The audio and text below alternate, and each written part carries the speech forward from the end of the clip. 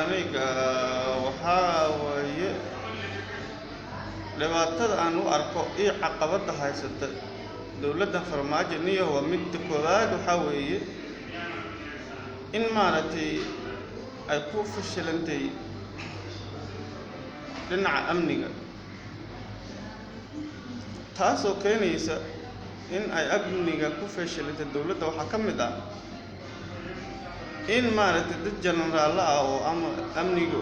ninka waxaa waaye maaragtay taliyaha amniga iyo sirdoonnada amaba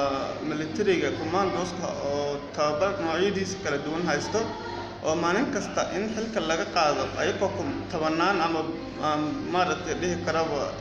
oo fara badan sidaa weegi la soo dhaafay ciidamo guuto dhan ayaa xilka laga wada qaaday oo military ah commandos ah oo tababaro noocyadooda kala duwan leh sidaa darteed markii xilka laga qaadan haddana xilka looma magacaabin oo maaragtay xil lagu wareejiyay ilaa haddan ma lahan waddanka amni darro ayaa ka jirta oo argagaxiso iyo maaragtay amni darro fara badan ayaa ka jirta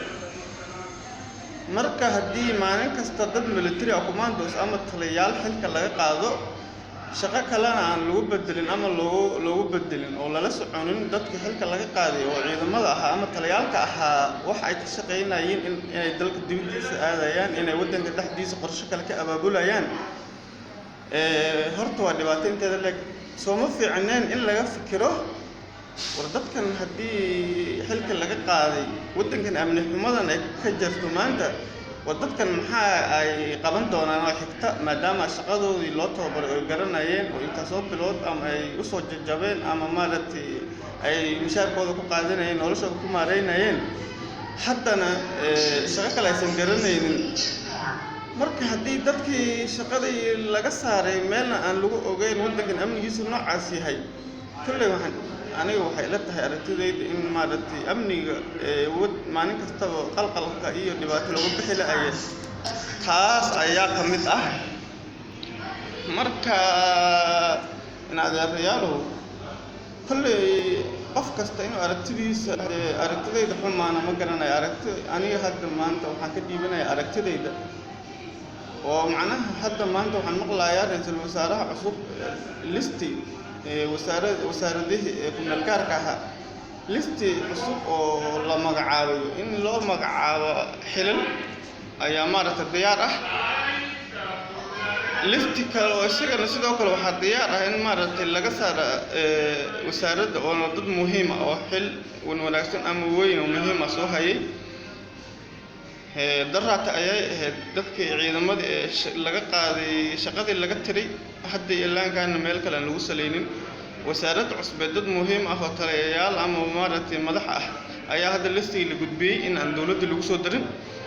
lagana yaabo in sidoo kale meel loo hayo ama meel loo magacaabay midna ay jireen oo sidaa shaqo loogu sii saaro marka waxaan dhihi karnaa soo ma ahan waa dhibaato inteeda leeg oo caqabad ku noqon karta nabadgelyada iyo amniga iyo waddanka suuji mudane aragtadaada waad ka dhiiban kartaa bal waxa fikirkaada ah waxaan doonaynaa maanta inaad nagala wadaagto halkaan haddaan qaldanahayna soomaalida waxaan ka codsanayaa in laga raalahaado ama aan loo arkin moonigayda mid cid gaar ah ku saabsan laakiin aniga fashil ama siyaasad xumada amni xumada waddanka ka jirta oo koowaad waxaan dhihi karaa waa dadka maaragtay madaxda mas-uuliyiinta ah xilka in laga qaado haddana u badan ciidamada iyo dadka taliyaalka muhiimka waxay dawladda lafdhabarka u ahaa meelna loo magacaabin maaragtay waxaan dhihi lahaa ilaahay waddanka waddan wanaagsan ha ka dhigo nabadgelyada iyo cadaaladda iyo ilaahay ha ku soo dabaada insha allah khayr baan ka rajaynaynaa Soomaaliya